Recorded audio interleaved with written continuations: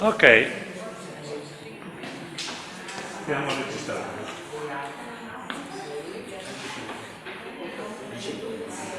Bene. Siamo a posto. Anche se siamo in pochi, si inizia con quelli che siamo. Il gruppo, intanto vi presento per chi non mi conosce, sono Silvano Saronato, questo è il gruppo ufologico del Veneto.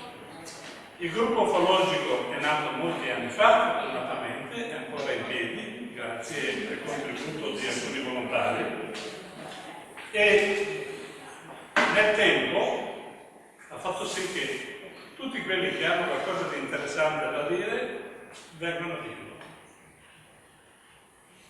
Barzellette no, quelle ci penso già io, sto capendo di barzellette, quelle che penso io. Però qualcosa di interessante chiaramente è sempre benvenuto.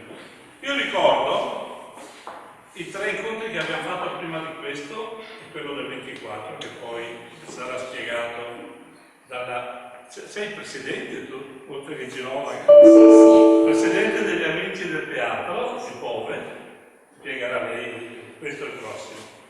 Io parlo invece dei 3 precedenti. I 3 precedenti sono stati tenuti uno da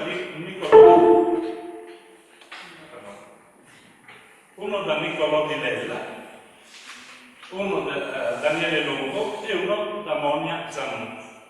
Insieme a Monia Zanon c'era anche Zamperì, Alberto Del Negro e Paolo Babaglioni, nonché 2 bambini indaco presenti, hanno dato la loro testimonianza. E la cosa bella che ho potuto riscontrare in tutti e 3 gli interventi è stata che tutti e 3 parlano quasi esclusivamente d'amore. Non d'amore tra uomo e donna, amore universale, quello che è pieno il corpo dell'amore. Quello che dovrebbe essere una cosa pregnante anche nell'animo degli uomini, purtroppo campa a cavallo che l'erba cresce, però ci sono sempre più persone che si avvicinano a questo tema. E questi 30 minuti sono stati estremamente validi con degli esperimenti sulla respirazione, esperimenti sulla conoscenza e quindi sul tentare di allacciare un rapporto diretto con il nostro cuore. E tutti gli esperimenti sono stati molto molto carini. Qualche esperimento ci sarà anche oggi, non vi preoccupate, non mancherà l'esperimento, vero? Ma ne faremo uno anche qui. Io ho fatto vedere una cartina per la provincia di Vicenza fino al 1996, poi non avevo più tempo, non avevo più collaboratori per un periodo, sono stato da solo. Abbiamo fatto una cartina con tutti gli avvistamenti che erano avvenuti in provincia di Vicenza, solo esclusivamente in provincia di Vicenza. La cartina con tutti gli avvistamenti sono fuori. Adesso vi faccio vedere il filmato fra poco, dove spiego come noi abbiamo intuito impostare gli eventuali avvistamenti con un metodo, diciamo, abbastanza scientifico, abbastanza valido. Ricordo che se qualcuno volesse costituire un altro gruppo ufologico di altro genere, questo metodo credo che possa essere valido anche per lui. Mandiamo il filmato, il filmato piano. Io riprendevo e parlavo, per cui io siccome ho solo un neurone, guardavo, non riuscivo a capire, tanto è vero che anziché dire primo tipo, ho detto primo tempo. Perdonate queste. Poi, non essendo neanche pratico come regista, o come cameraman, come si dice, in certi momenti mi sono accorto che sono andato troppo veloce. E poi, siccome l'ho ripreso con quel diciamo, proiettore lì, io guardavo non dal buco del proiettore, ma guardavo dalla parte di là, ma la parte di qua, che se vedete dove si vede il video, è molto più a destra di quello che a sinistra di quello che io filmavo, per cui in certi momenti non riesco più a trovare dei numeri, però portate pazienza, sono un neofita sotto questo campo. Andiamo, grazie.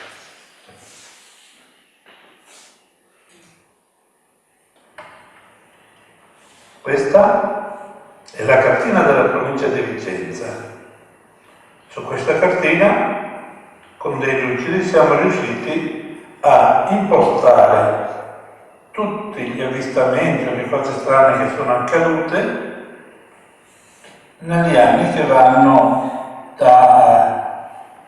dall'inizio della conoscenza per quanto riguarda il nostro gruppo di avvenimenti ufologici nel Vicentino fino a una certa data, circa il 1996, sì, 96 diciamo. C'è stato messo sulla sinistra di questa cartina, vediamolo se riusciamo a ingrandire un pochettino, ecco qui, dove ci sono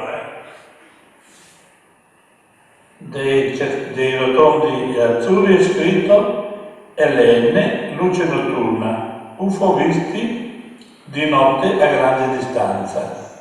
Poi c'è verde, giro un pochettino, eccolo qui, vediamo se riesco a avvicinare ancora di più. Disco diurno, UFO visti di giorno a grande distanza. Poi il giallo, IR1, incontri ravvicinati del primo tempo, UFO vista a distanza ravvicinata senza effetti fisici.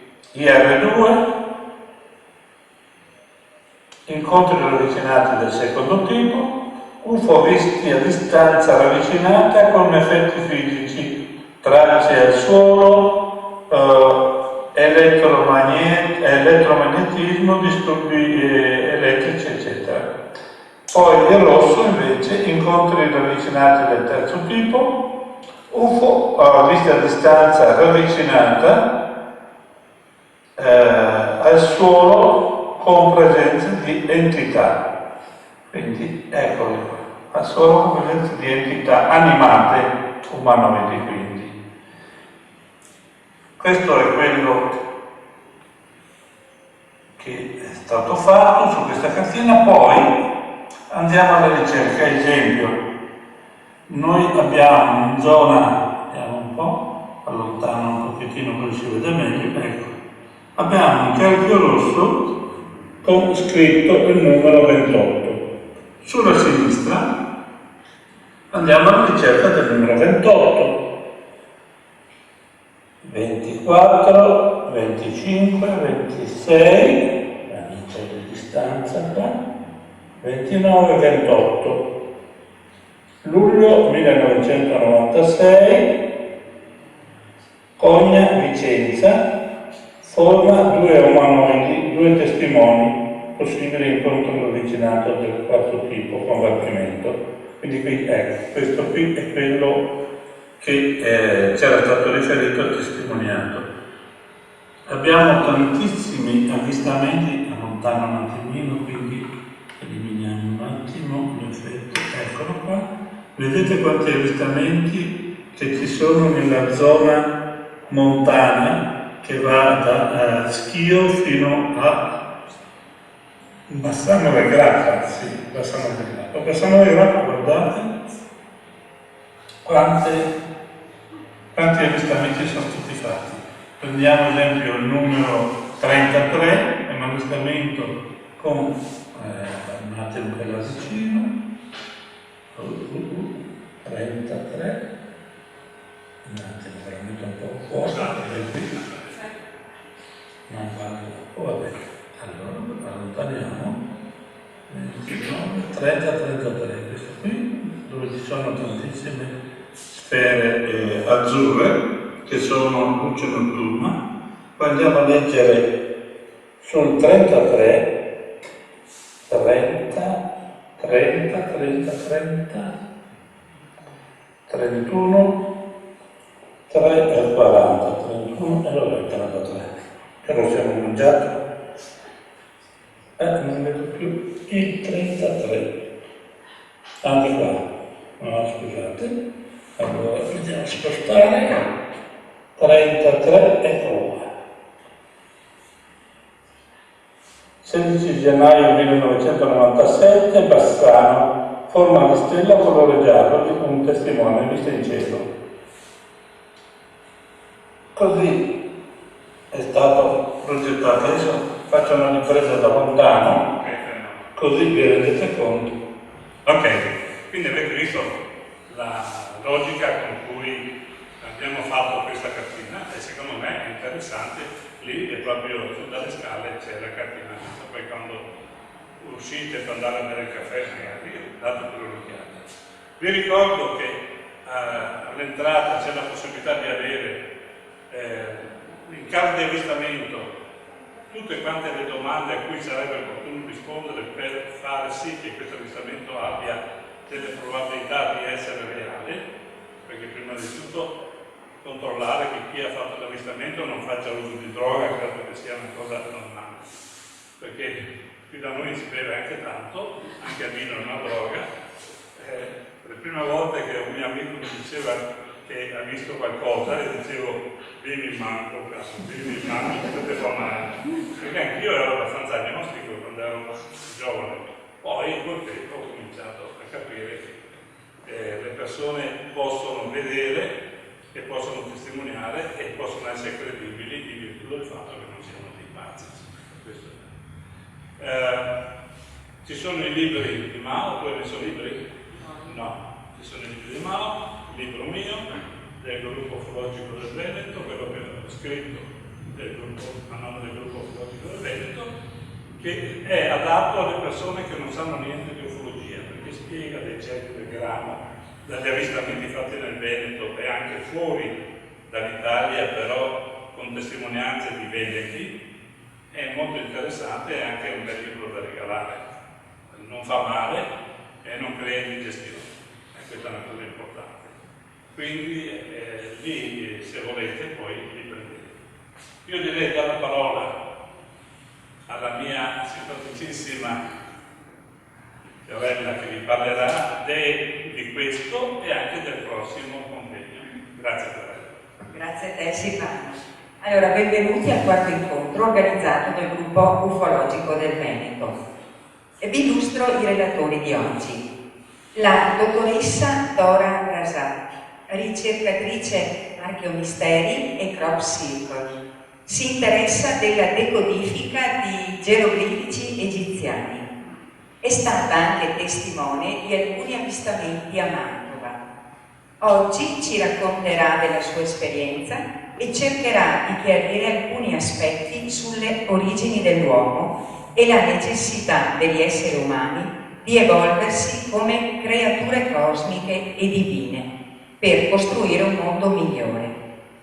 L'altro relatore sarà Mao Veronesi, contattista e master Reiki, ricercatore di eventi naturali attraverso l'allineamento dei pianeti. Nel 2012 ha iniziato ad intraprendere un cammino spirituale, scoprendo di ricevere messaggi dalla stella Sirio.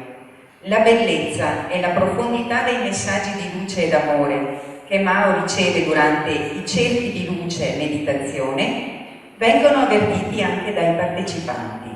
E questo cerchio di luce verrà proposto anche oggi qui prima della fine dell'incontro, vero Mauro?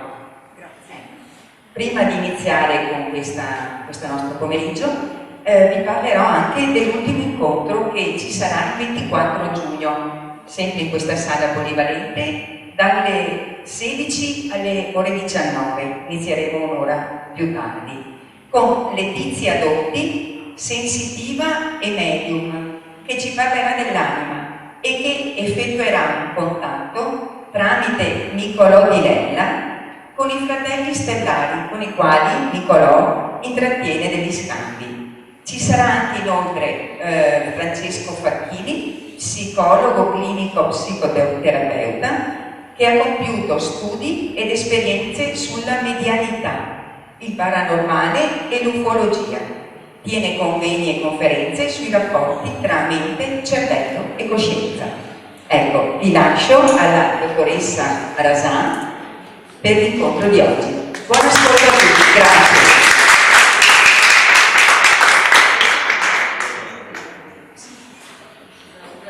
Buongiorno a tutti, mi chiamo Dora Razak, da alcuni anni mi interesso di ufologia e oggi vi parlerò di alcuni avvistamenti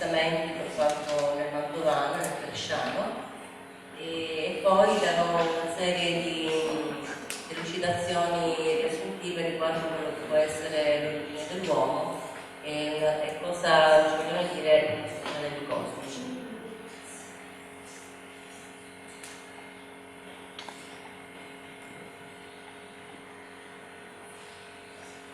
Innanzitutto posso dire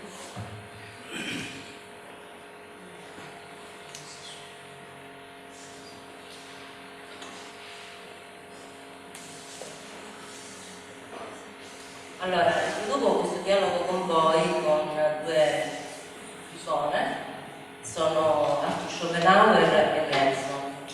Allora, Schopenhauer diceva la verità attraversa sempre tre fasi. Nella prima viene ridicolizzata, nella seconda ci si oppone violentemente, infine la si accetta come ovvia. Significa che inizialmente anche se alcune cose ci possono sembrare strane o comunque fuori dal normale, in realtà niente è irreale. Inoltre, io credo che per combattere la disinformazione, lo scetticismo e la stupidità e l'ignoranza, sempre riferito al fenomeno ufologico, nella società ci devono essere due armi, l'informazione e la formazione, come diceva Nelson Mandela.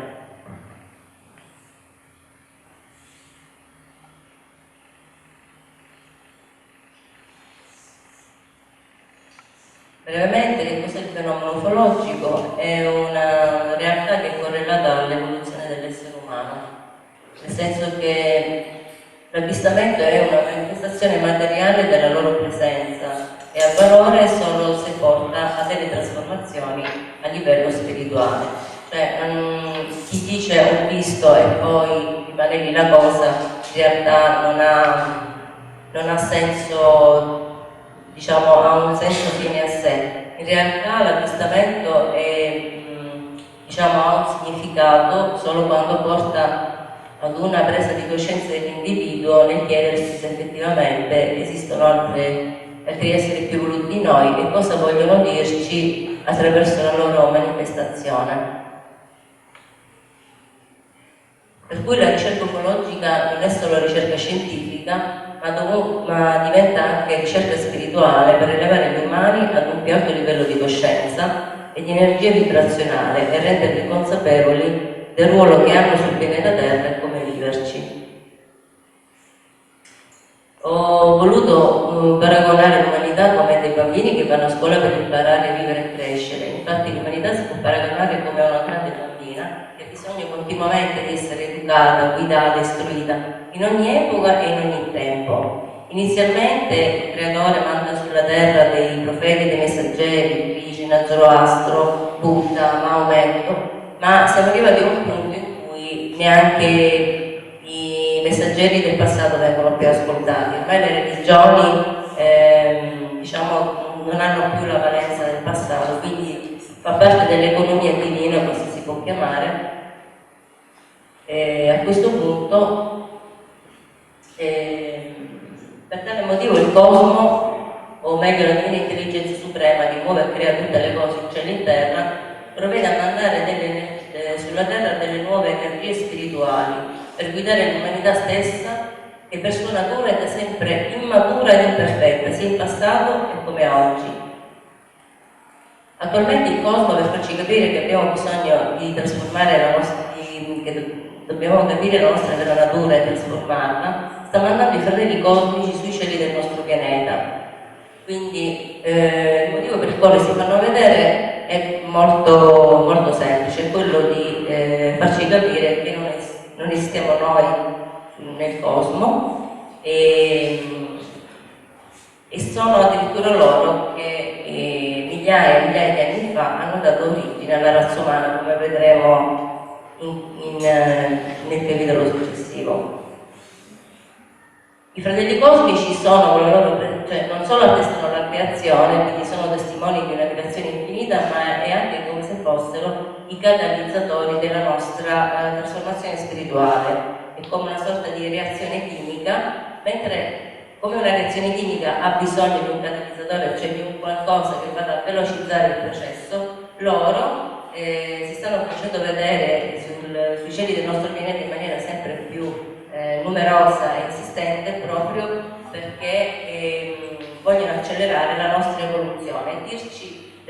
delle cose e indicarci qual è la via per raggiungere la realizzazione dei valori cosmici.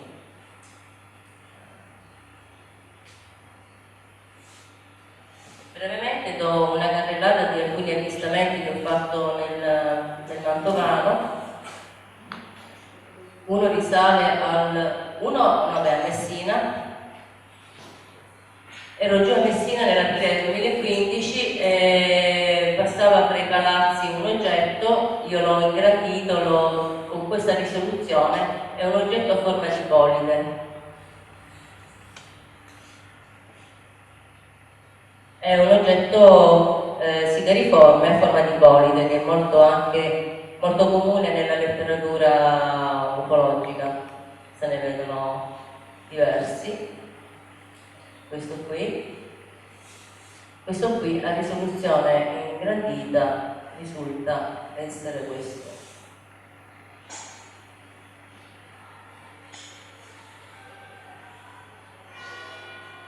Poi un altro nel dicembre del 2016, Mantova. Questo è Mantova, 30 aprile, ore 12:30 circa, quindi pieno giorno ero a fare una passeggiata lungo il Mincio, lì a Mantova, e a un certo punto vedo passare un oggetto. Era come se mi sentissi stata investita da un'energia prima. Ecco qui. È un oggetto che passa. Un oggetto metallico silenzioso che è stazionato lì per alcuni minuti, dopodiché è scomparso.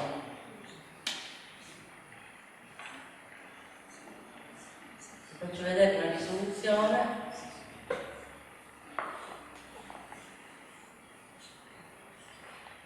Questa è la risoluzione dell'oggetto. Un'altra risoluzione migliore, vediamo un po' qual è.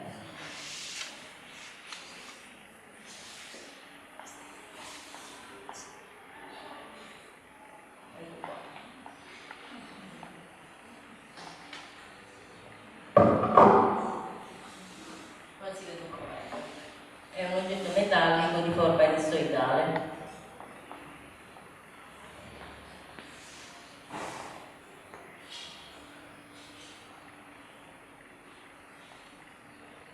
Comunque iniziamo per gradi Desenzano, io lavoro a Desenzano del Garda e durante la pausa pranzo al centro commerciale del Leone, non so, erano mi pare le 13:30 circa, ho visto passare un oggetto. Ecco qua, però somiglia più diciamo, a un veicolo di luce, diciamo una piccola navicella di luce. Qua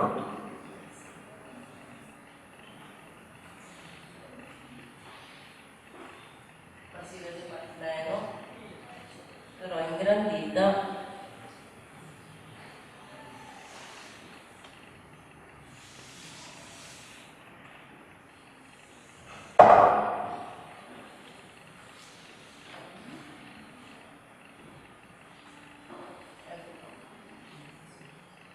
Ovviamente è una foto che ho fatto al cellulare, quindi la risoluzione col computer è quella che è.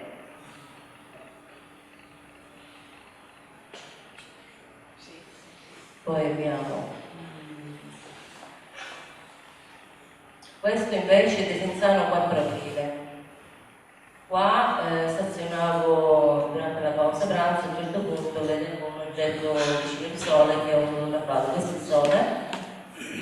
Da questa parte adesso non si vede, deve fare una zoomata, ma comunque vicino al sole, seguito alla zoomata.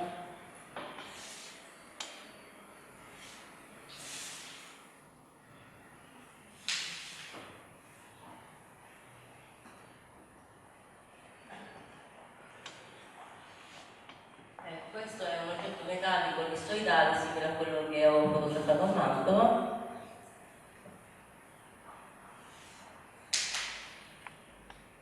Qua a occhio non si vede niente, però in realtà vicino si vede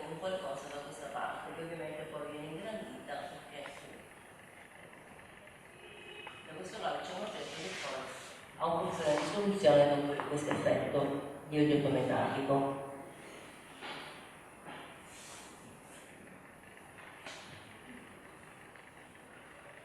Desenzano del Garda, 11 maggio. 11 maggio, questo è un altro oggetto che è comparso sempre lì a Desenzano durante la pausa pranzo, però questo ha una forma già sempre cilindrica, già qua si vede.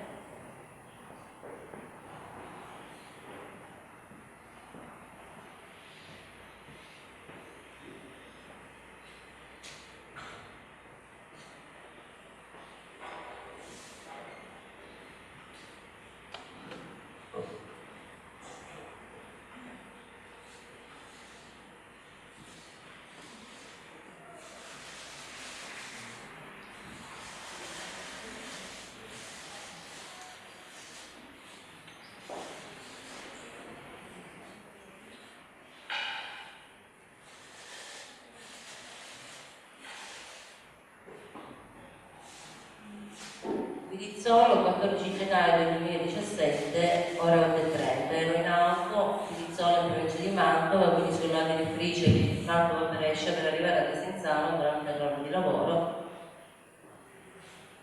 A livello del comune, qua a un certo punto verrà il semaforo, qua circonda il municipio di Pidizzolo, quindi devo fermo al semaforo.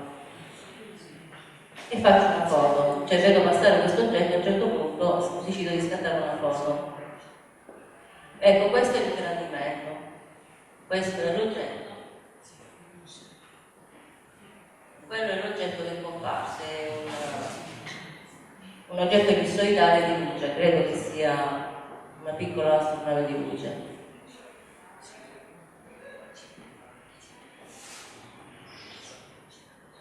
Qua si vede l'oggetto zoomato, si vede ancora meglio.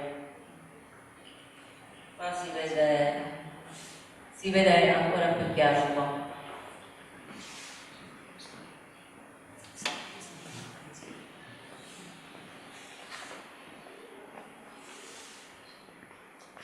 La comincio 22 maggio del 2017. Questo è il lago sul Mincio, qua apparentemente non si vede nulla. Ad un certo punto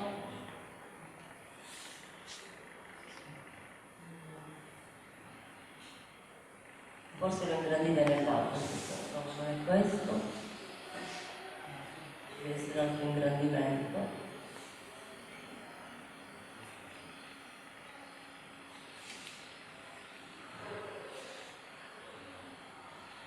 Località Le Grazie, 14 maggio. Località Le Grazie è in provincia di Mantova.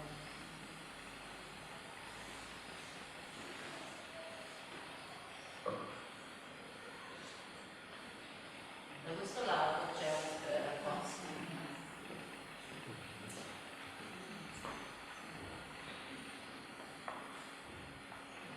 Ovviamente la risoluzione del telefonino è quella che è, ma comunque si vede vicino ce n'era anche un altro, ma non lo ripreso.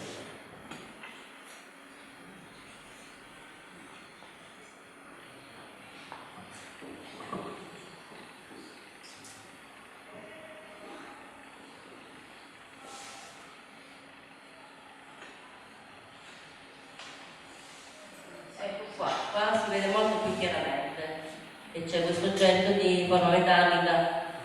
Questo sembra forse una sorta di Stargate, probabilmente una fuga spazio-temporale, non lo so. Comunque questo è l'oggetto metallico che si vede più chiaramente, che sorvola proprio. Sorvola Le Grazie è una località appunto c'è vicino a Mantova, quel giorno ero con dei colleghi a passeggiare. Vediamo un po'. 14 aprile, lago di Mantova, 14 aprile, dovrebbe esserci qualcosa anche qui. Qua era già un tramonto, comunque non ho risolto nuova. E uno un po' più più eclatante è stato Mantova città, 20 marzo, ore 17:30, vicino a casa mia. Allora, qua è Mantova, Corso Bradella, un po' buio, vabbè, Corso Bradella, vicino a casa mia, mentre mi stavo ritirando a casa, e a un certo punto vedo 3 oggetti,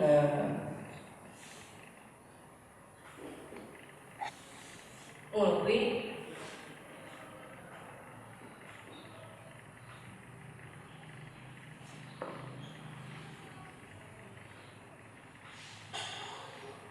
un altro qui, quindi era una cassaforma, e poi un altro era un po' più distante.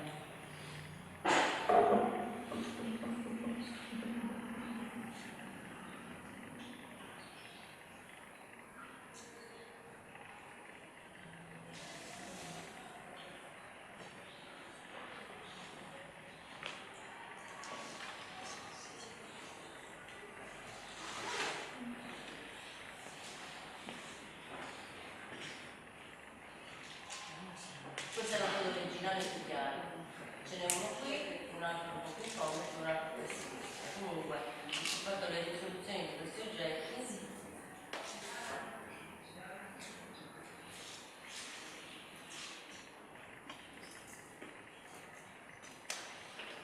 Che sono?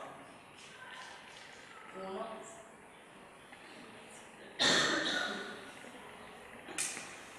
Sempre questo fammi scusare.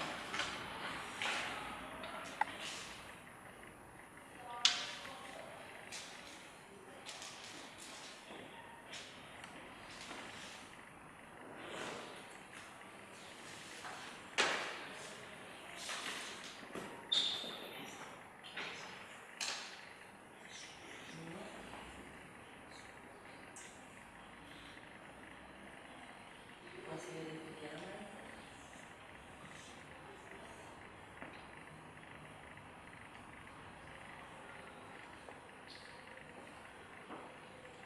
E l'altro era il secondo, che era più l'altro di metà parallelo.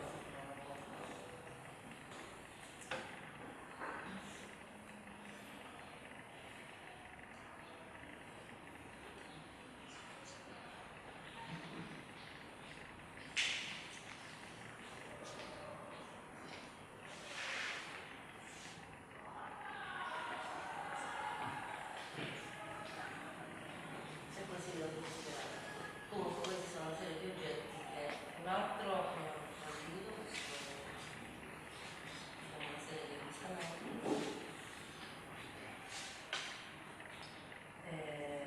Un'altra però è una casa di una mia collega, questa è casa sua, da questo lato a un certo punto non si vede bene, così a questa risoluzione non si vede benissimo. Comunque appare un oggetto che ha questa forma cilindrica, che ha una forma pressoché cilindrica con dei gonfiamenti, comunque una sorta di oggetto che ha questa forma, che ha questa forma diciamo allungata.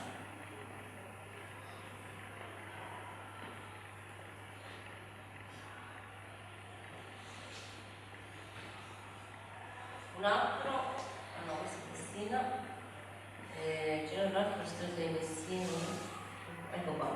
Un altro, ovviamente, interpretazioni poi, ero a dicembre, ero giù a Messina,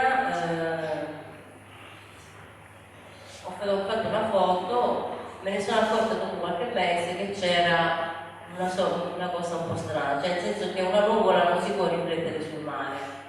È come se ci fosse un oggetto, qua sembra rotondo, però in realtà ingrandito ha una forma pressoché esagonale, perché la nuvola non si può autoriflettere.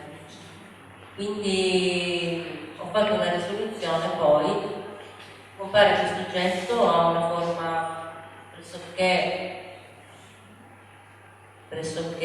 personale, però poi nelle vicinanze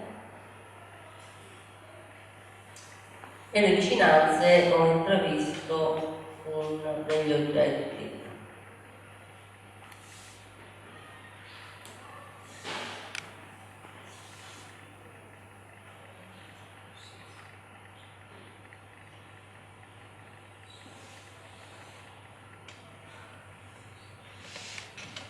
Ecco, qua si vede molto meglio.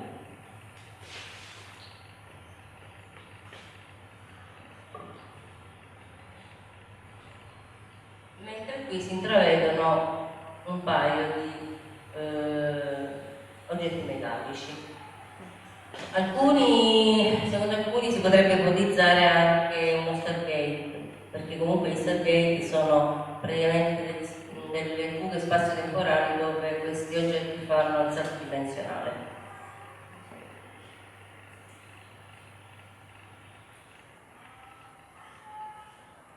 Allora, prima parte report antropologico. Allora, diciamo che la loro presenza sui cieli del nostro pianeta è dovuta al fatto che parte di loro sono stati all'origine della nostra vita sulla Terra.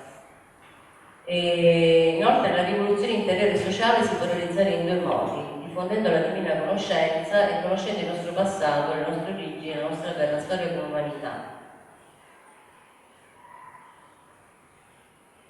Come diceva un contettista catanese, Eugenio Siracusa, il mio passato c'è il mio futuro. Cioè, se noi comunque non conosciamo il nostro passato, non possiamo capire perché siamo su questa terra, soprattutto se non capiamo che già nel passato questi esseri hanno visitato la terra.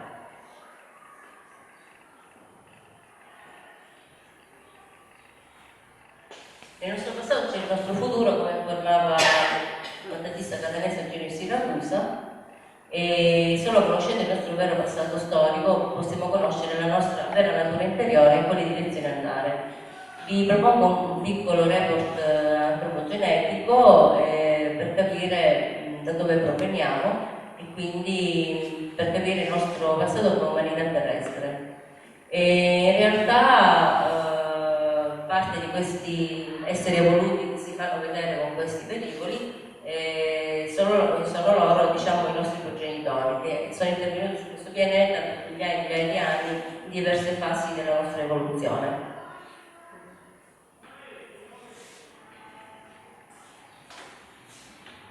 Ho cominciato diciamo, ad interessarmi di qualcosa riferito al passato in seguito a un paio di scoperte che ho fatto io nella mia identità anagrafica. Io mi chiamo Dora Rassà, però io con questi esseri ogni tanto sono in contatto telepatico e sono come se loro mi guidassero. Nel senso che brevemente la mia identità storica anagrafica mi lega ad alcune aree geografiche come Sado, mi chiamo Rassadora, Sado, Dasa e Ra. Sado è un'isola giapponese che compare nella mia anagrafica e praticamente è un'isola che fa parte dell'arcipelago di Oki e praticamente quest'isola venne fondata, secondo il mito giapponese del Kojiki, venne fondata da due kami, da due divinità, Izanami e Izanagi.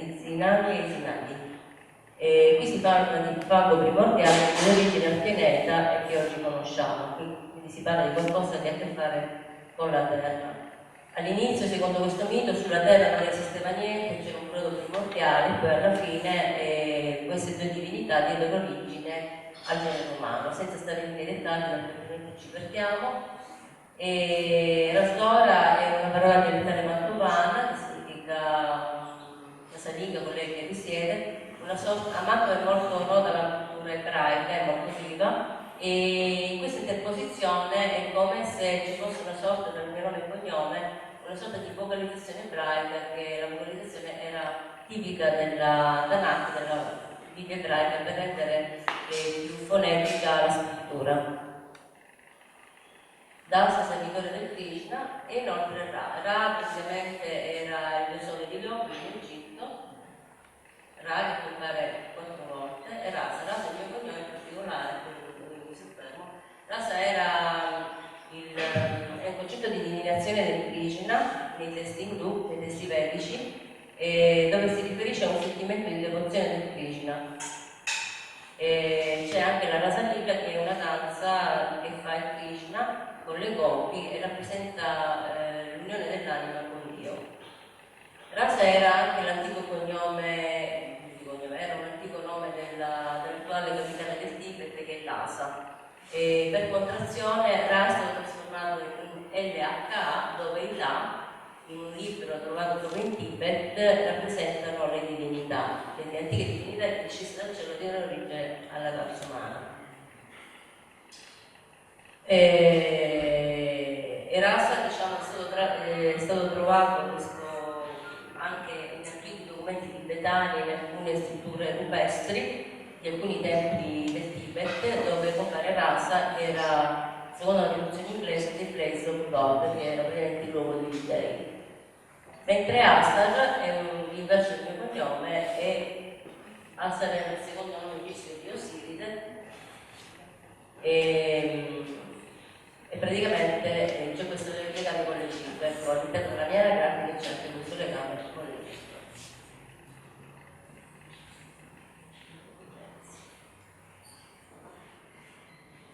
Allora, vi parlerò brevemente di questo libro di Zan, che viene trovato praticamente in Tibet, nella regione dell'Asa. Lhasa è la capitale del Tibet, e parla praticamente, diciamo, questo libro di Zian è una tra le opere che nascondono conoscenze segrete di civiltà antiche che hanno un'origine extraterrestre. Questo libro è stato ritrovato in Tibet alla fine del 1800 grazie a una teosofa russa, Blavatsky. Questo libro praticamente parla della genesi della razza umana, dalla prima alla quinta, la nostra sarebbe la quinta razza, e praticamente questo libro è sopravvissuto all'ultimo diluvio, che è 10.000 anni fa, perché Lhasa è una regione molto alta e è riuscita a resistere all'ultimo cataclisma. Però la cosa interessante è che alcuni brani di questo libro sono stati ritrovati anche in alcuni brani di alcuni libri della Biblioteca del British Museum e anche della Biblioteca Vaticana. Cioè la Biblioteca Vaticana contiene alcuni brani, la Biblioteca Vaticana contiene alcuni libri, ovviamente non accessibili al pubblico, che contiene alcuni brani che sono scritti proprio nel libro di Tiziano, quindi è un libro segreto, è un libro che i potenti non vogliono che si sappia il libro. E allora, questo libro venne scritto in una lingua antica peariana, quasi indecifrabile, che era il Senzar. Parla appunto di misteriosi costruttori che provvedono alla creazione di una razza di esseri androgeni, maschio e femmina. Ovviamente non ho molto tempo per stare qui a spiegarlo, comunque.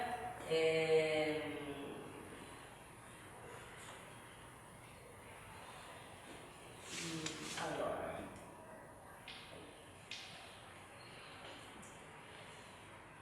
parla della discesa di esseri dallo spazio cosmico, loro limitazioni e loro combattimenti. Secondo i ricercatori il termine di Zan deriva certamente da Diani, di dei planetari, formatori e costruttori che insieme ai La, da cui deriva il termine Lhasa, che è la capitale del Tibet, erano dei celesti con poteri soprannaturali che insieme ai Lamain, degli studenti inferiori, misero ordine sul pianeta Terra e cominciarono a costruire razze umane, alcune distrutte perché mal riuscite, fino a raggiungere alla quinta schiatta, tuttora che alberga sulla Terra. Quindi noi siamo il risultato di un esperimento genetico che dura milioni e milioni di anni, e questi esperimenti si fermano circa 5.000 anni fa con la morte del Krishna. Infatti il libro si ferma a 5.000 anni fa con la morte del Krishna. Quindi non sto qui a indicarvi prima, seconda, terza razza, perché comunque il tempo è poco, pensavo di avere di più. Comunque sarete anche voi stessi a fare le vostre indagini, perché comunque ognuno dobbiamo credere a tutto quello che ci dice l'antropologia ufficiale, perché tante cose, diciamo, gli storici ufficiali queste cose le sanno, però siccome ci sono degli accordi anche con i governi, non vogliono che si sappiano certe cose. Comunque durante questa evoluzione, durante questi esperimenti, a un certo punto l'uomo era duplice, cioè l'uomo era un essere androgeno dove non era, diciamo, un essere completo introdotto nella sua dualità, ma poi attraverso vari esperimenti venne separato fra uomo e donna.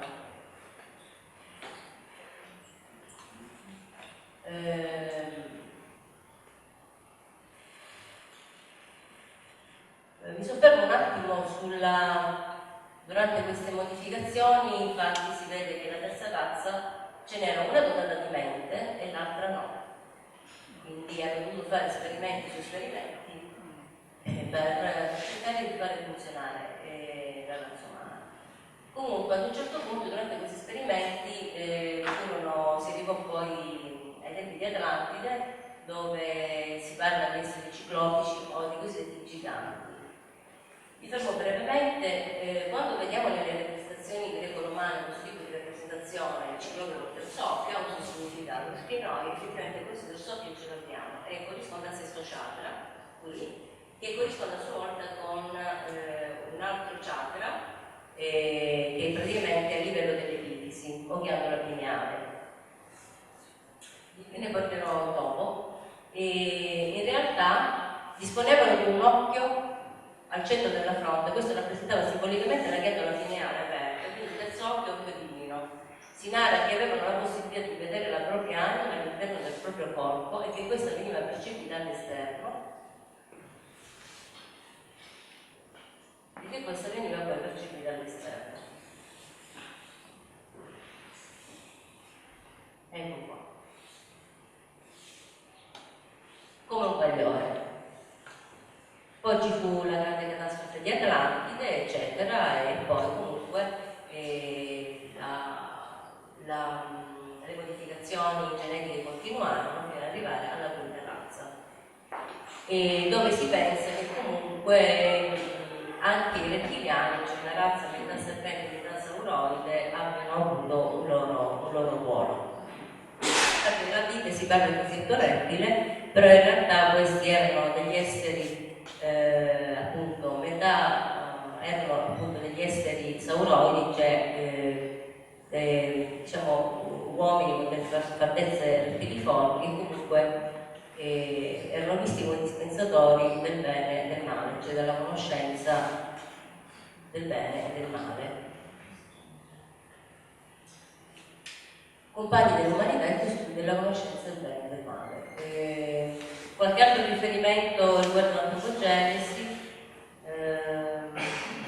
riguardo il fatto dell'argilla, eccetera. Molti dicono veniamo dal fango, veniamo dalla terra, veniamo dall'argilla. Sì, ci sono delle connessioni, perché uomo proviene dalla parola ebraica che significa Adamah, significa primo uomo, ma a sua volta etimologicamente significa uomo della terra rossa o della terra argillosa. Qui vi riporto alcune figure della cultura sumerica, dove nell'antico mito dei Sumeri si parla, sono state ritrovate queste statuette della fattezze rettiliformi, quindi vuol dire che un fondo di verità c'è. E praticamente, vedete, c'è questo essere sauroide, quindi metà uomo e metà serpente, delle fattezze un po' rettili, che adatta. Quindi qui sono tutti i reperti che sono stati ritrovati in Iran, no, in Iraq, scusate. Quindi anche i rettiliani hanno avuto un ruolo nella Genesi.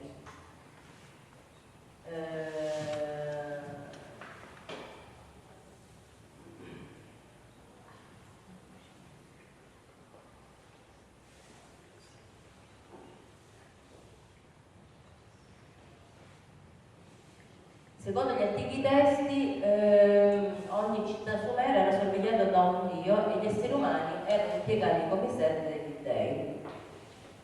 Quindi noi siamo un sottoprodotto della loro razza divina, praticamente. particolare venivamo usati da queste divinità per estrarre i giacimenti minerari, tipo per estrarre oro, argento, queste cose qua. La mitologia sumera sostiene che in principio gli esseri umani erano governati da una progenie divina e non umana, questi essi erano in grado di viaggiare attraverso il cielo in veicoli a forma rotonda o cilindrica, che erano quelli che vi ho fatto vedere. Chi erano i Nefilim della Bibbia, divinità o antichi astronauti?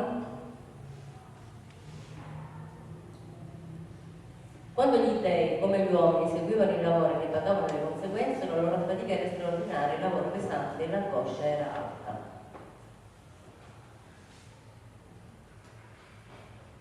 Dio degli dei convenne che il lavoro per i suoi sottoposti era davvero troppo grande. Suo figlio Enki propose di creare una creatura che si sobbarcasse il lavoro degli dei. Con l'aiuto della sua sorella Astroniti crearono un uomo per fare un lavoratore a loro immagine. Quindi noi siamo a loro immagine per quanto riguarda la natura spirituale, però siamo un sottoprodotto del loro, perché comunque siamo stati creati in seguito ad esperimenti genetici per raggiungere determinate finalità. I testi affermano anche che Dio venne messo a morte e il suo sangue fu mescolato con l'argilla. Da questo materiale primordiale fu creato il primo essere umano a somiglianza degli dei. Quindi effettivamente ci sono tante correlazioni che convergono nella genesi dell'uomo. Ognuno poi, se vorrà fare le proprie ricerche personali, anzitutto a farle. Allora, molti parlano anche del ritorno cristico, la razza attuale è quella brutta e che coinciderebbe con la venuta del Krishna sulla terra 5.000 anni fa. La sesta razza invece coinciderà con il ritorno cristico, la sesta razza. Però corrisponderebbe al ritorno dei signori delle stelle e all'attivazione di 12 livelli di DNA umano. Secondo alcuni ricercatori abbiamo 12 livelli di DNA umano che sono ancora inattivi. Infatti ci sono delle sequenze genetiche che noi abbiamo e che risultano, come dire, non conosciamo la loro funzione, però quelle sequenze che sembrano inattivanti in realtà dovranno essere attivate per raggiungere un maggior grado di consapevolezza.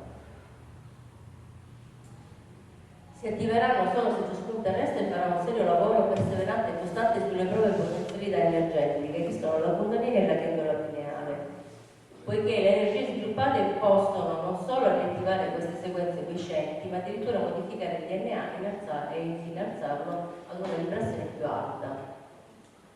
Innalzato, ora, ghiandole pineali è il terzo occhio, il sesto chakra, la Kundalini invece è un'energia che scorre lungo il canale vertebrale e che è quiescente. Ovviamente molti non ne sono a conoscenza perché comunque fanno parte di una geometria sacra che c'è dentro di noi. Allora, adesso vedremo. Questo porterà comunque ad una nuova visione del mondo e della realtà, che diventerà il luogo non più materiale e apparente, ma un luogo dove ognuno realizzerà i valori spirituali universali che sono pace, armonia, libertà, amore, fratellanza, equità e giustizia.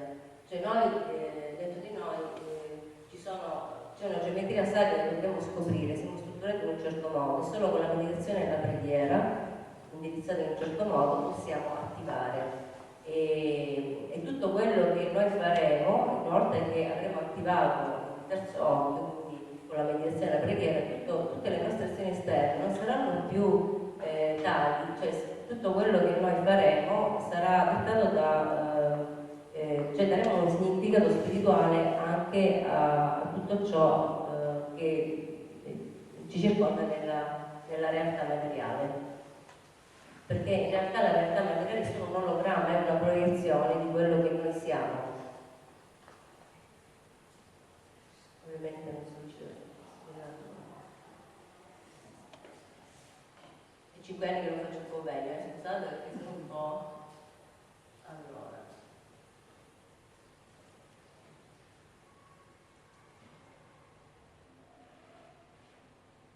Allora, che cos'è la ghiandola pineale? La ghiandola pineale rappresenta il terzo occhio, il sesto chakra, ed è lo stargate tra il mondo visibile e il mondo invisibile. Alcune persone con la meditazione sono arrivate ad attivare questo sesto chakra e durante i contatti fra questi esseri e i contattati, cioè chi viene contattato, diciamo, la comunicazione avviene attraverso questo sesto chakra, quindi la telepatia avviene attraverso la comunicazione sfruttata dal sesto chakra.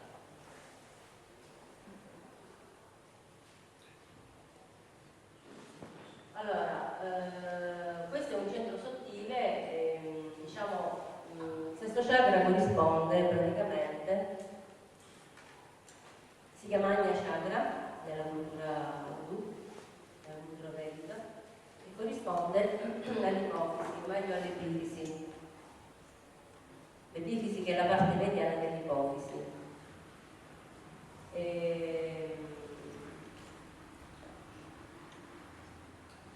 L'elemento è la luce, il colore è l'indigo, il mantra è Om, eccetera.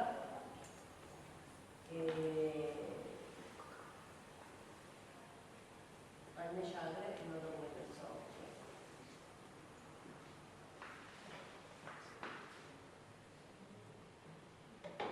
Ovviamente questo sesto chakra, se è attivo, consente di vedere liberamente il proprio mondo interiore, quindi avere intuizione, percezioni spirituali, sentire la propria divinità, e con la meditazione che viene stimolata il sesto chakra, stimola l'evoluzione spirituale, il dominio dell'emozione e la calma dei pensieri.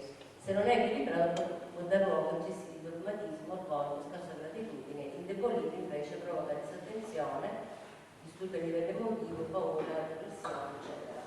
Quindi da questa ghiandola dipende molto sia la salute a livello fisico, ma soprattutto anche la nostra riscoperta spirituale.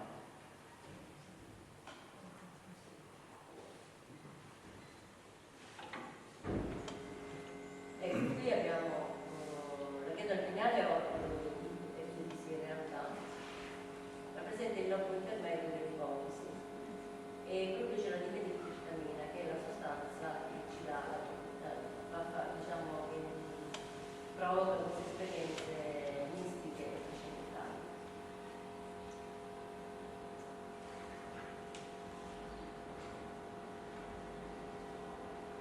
Allora, apparentemente oggi non si dà importanza al terzo occhio come in passato. Ciò ha portato ad atrofizzare gradualmente questo organo e a perdere i valori obsoleti, quali la spiritualità, l'amore per il prossimo, ma ciò che coincide incredibilmente è un ribambimento delle masse. Cioè, nel senso che oggi siamo distratti da tante cose, diamo più importanza, non so, ai gossip, o comunque gossip, o comunque nuove tendenze di moda, cioè siamo legati molto a tutto quello che i media ci propongono, siamo distratti dal lavoro, cioè siamo distratti in un mondo in cui non abbiamo tempo per riflettere e capire in realtà come siamo fatti, cioè noi abbiamo un potenziale dentro che va riscoperto, e in più anzi vi faccio vedere che nei musei vaticani c'è la ghiandola pineale, cioè praticamente questa forma di pigna con quei due pavoni che sono praticamente dei simboli egiziani. Ai lati della pigna vediamo due pavoni, simbolo molto usato dagli antichi egizi, invece qui nella storia c'è un sarcofago egiziano aperto. La ghiandola pineale praticamente ci sono questi due serpenti incrociati, i serpenti incrociati rappresentano il DNA che raggiungono la ghiandola passando attraverso la spina dorsale, e attraverso la spina dorsale passa la Kundalini, che non è altro che un'energia che silente in noi, che passa attraverso il canale vertebrale. Ma anche i papi hanno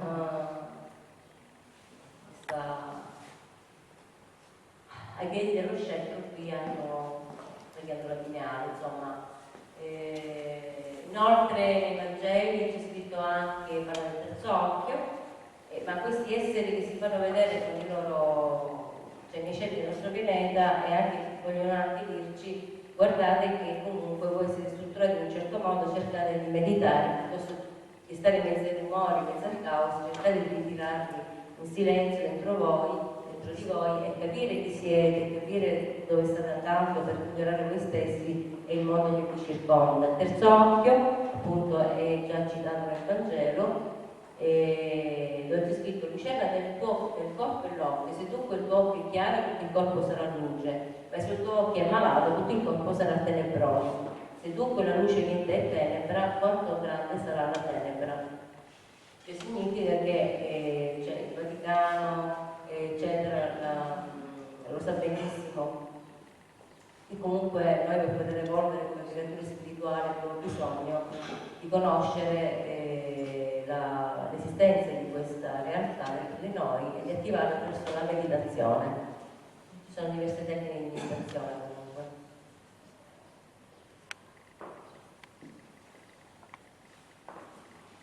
Ecco qua. Noto anche gli antichi egizi, c'è la parte del talamo e poi la ghiandola pineale e poi c'è la ghiandola pituitaria che è accanto. La ghiandola pineale, diciamo, questa rappresenta l'occhio di Ra, da non confondere con l'occhio di Horus, che invece ha una valenza lunare. Cioè l'occhio di Horus ha una valenza lunare, mentre l'occhio di Ra ha una valenza solare. Ok. Quanto tempo ha ancora? Un quarto d'ora? Sì. Un quarto d'ora? Sì.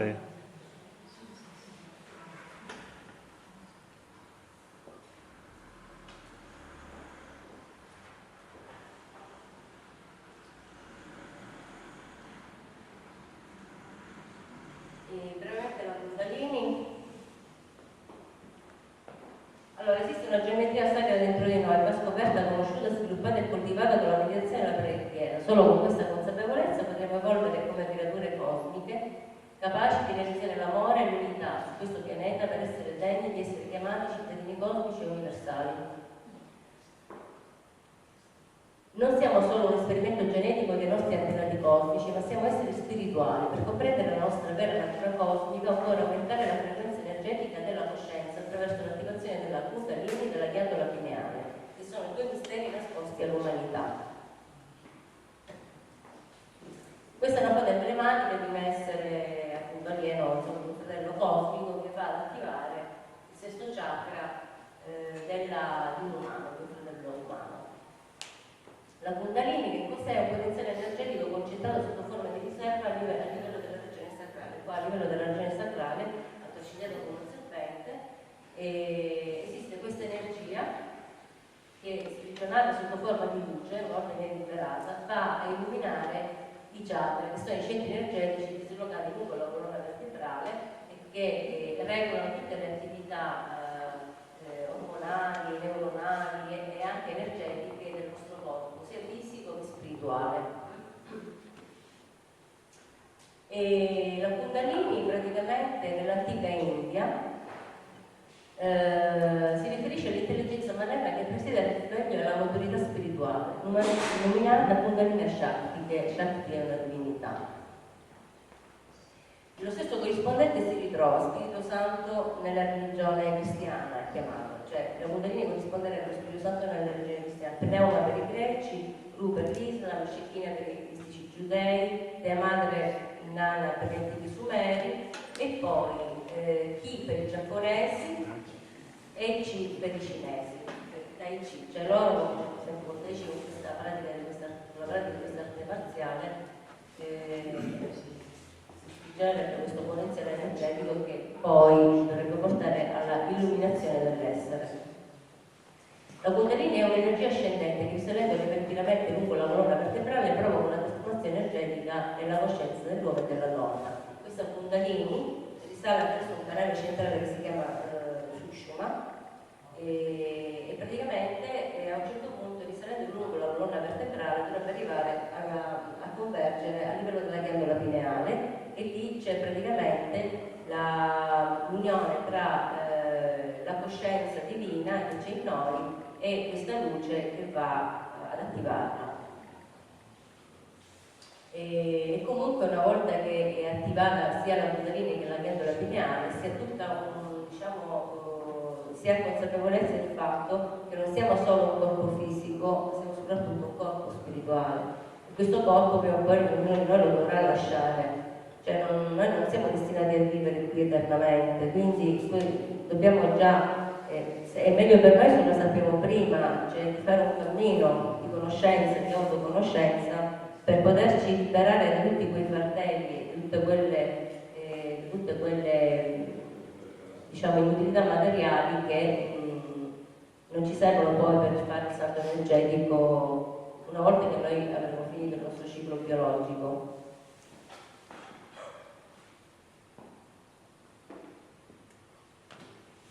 Anche il pianeta Terra è come una Kundalini, noi siamo collegati alla griglia terrestre, quindi al campo magnetico terrestre, noi siamo collegati anche in questo.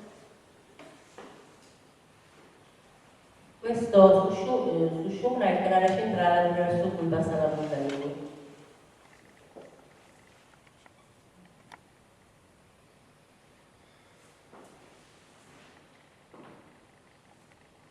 Ovviamente verso la Kundalini noi scopriamo anche il fatto di avere un corpo sottile, cioè il corpo sottile è quella parte invisibile che noi abbiamo e che comunque sarà quello che ci permetterà di fare il salto energetico. Abbiamo un corpo esteriore fisico materiale, un corpo interiore subito vitale, poi abbiamo un corpo segreto mentale e spirituale. Allora, noi a volte, diciamo alla maggior parte di noi ci viene difficile credere che abbiamo sia un corpo spirituale che un corpo sottile, no? Perché siamo abituati, cioè noi siamo abituati a vedere, a dare, a pensare che esista solo quello che noi vediamo. Ma in realtà tutto ciò che è all'esterno cambia continuamente, solo l'essenza spirituale che dentro di noi rimane eterna ed è quella di essere il motore per poter cambiare la realtà esterna e migliorarla e viverla e realizzarla secondo i valori concreti che sono i valori cosmici.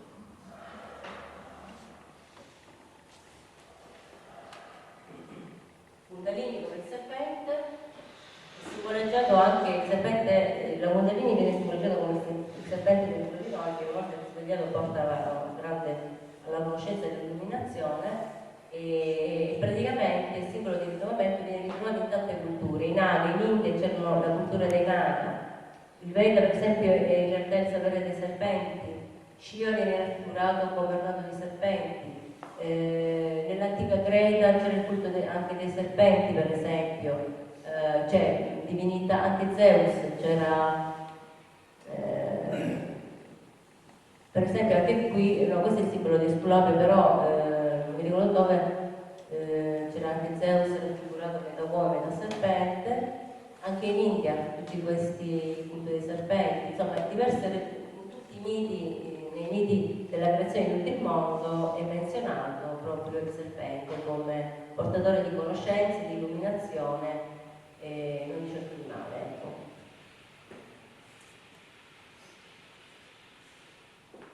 La meditazione è molto importante, quindi ognuno di voi, ognuno di voi ad accostarsi alla meditazione e a capire che cos'è.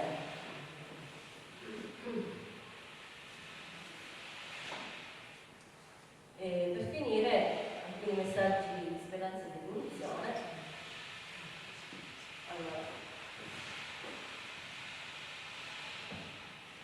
Allora, ci vediamo perché si mostrano e ci appaiono con le loro aeromobili nei cieli del nostro pianeta, qual è la motivazione, cosa vogliono dirci, perché si fanno vedere cosa vogliono dirci in realtà.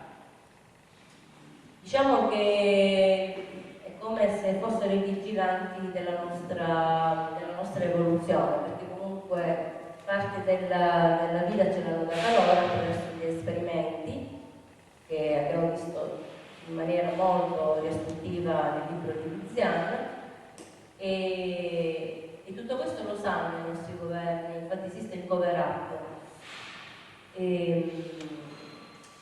La verità è che loro da sempre hanno visitato il nostro pianeta e sono come dei dei vigilanti cosmici che ci osservano a distanza rispettando il nostro libero arbitrio per guidarlo verso un utilizzo adeguato per la nostra evoluzione.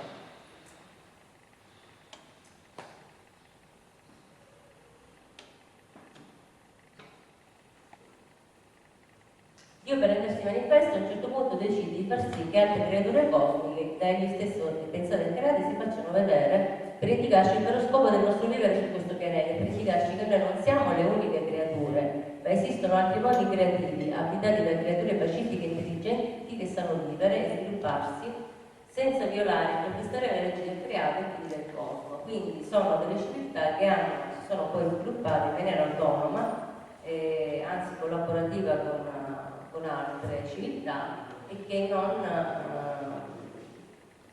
violano, non hanno assolutamente violato le leggi del creato, anzi sono creature molto più intelligenti di noi e tecnologicamente avanzate, anzi con la tecnologia che hanno avrebbero potuto conquistare il pianeta, ma non l'hanno mai fatto, perché sono talmente intelligenti e pacifiche che non l'hanno fatto. Non sono neanche né dei controllori né dei salvatori, ma sono fratelli e parenti cosmici, noi strettamente affini, che migliaia di anni fa ci diedero la vita biologica, vigilano e ci osservano ma senza intervenire con arroganza e prepotenza, poiché devono rispettare le leggi cosmiche che prevedono che ogni razza si sviluppi in modo spontaneo, libero e consapevole, senza interventi esterni che forzerebbero un normale e sano sviluppo delle coscienze umane.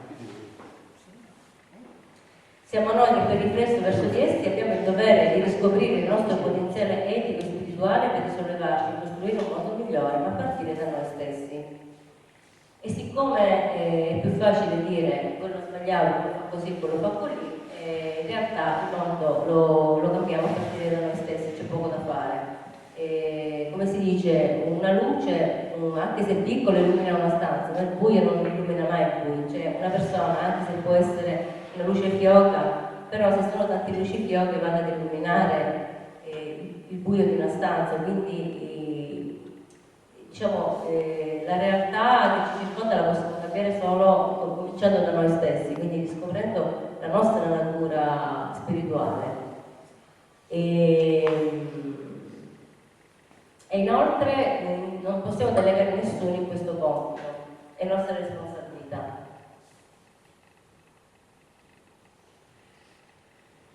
Quindi loro attestano la creazione, il creatore si è servito in parte di loro affinché venisse generata la quinta razza, cioè quella attuale. Provengono da diversi pianeti, Orione, Andromeda, le Pleiadi, Zeta Reticuli, poco importa, comunque provengono da diversi pianeti e costellazioni. E si fanno vedere per questo motivo, il nostro pianeta è sofferente perché noi umani non facciamo scelte di vita sane, tendiamo a vivere in superficie. Esiste una dimensione spirituale quindi dentro di noi che va sviluppata, espressa, coltivata. Abbiamo quindi una natura spirituale che sembra invisibile, ma non è così, perché ci hanno abituato a percepire solo il mondo esterno, il vero mondo invece è all'interno di noi stessi.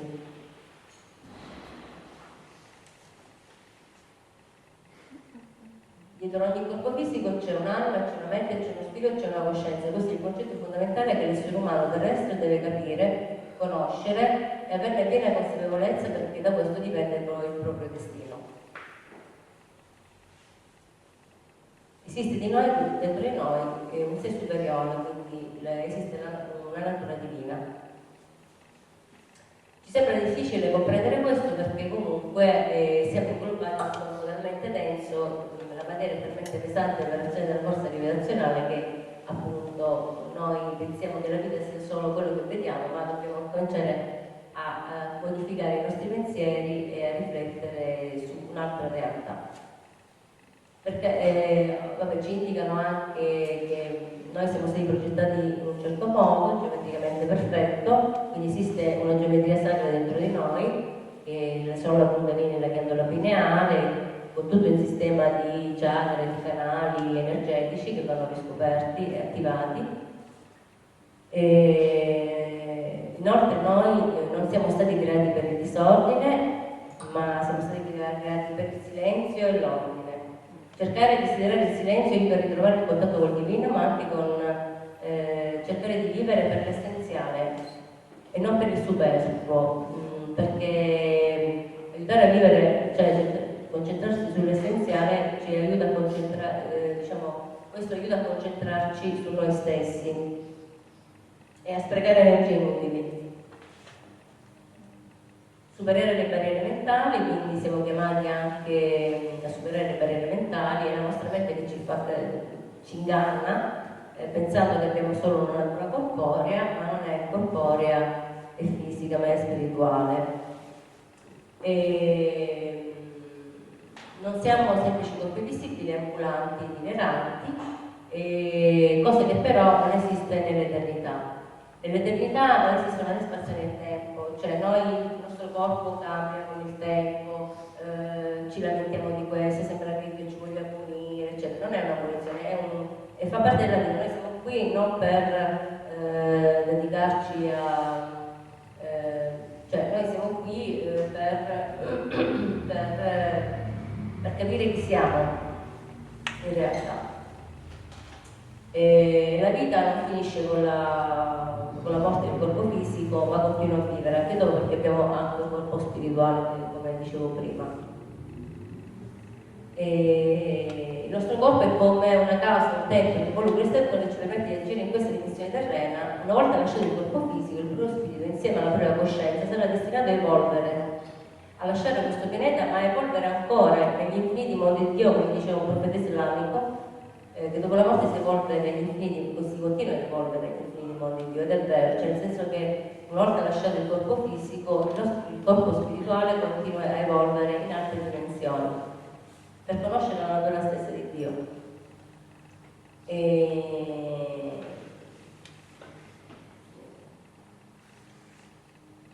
Inoltre dovremmo aumentare anche il nostro contatto con la natura, perché studi clinici hanno provato che immergersi per 2 ore al giorno nei suoi della natura riduce non solo l'80% dello stress, ma è capace anche di riparare e curare il DNA. Quindi significa che questo ci aiuta anche a riattivare certi canali energetici, anche il contatto con la natura ci può aiutare.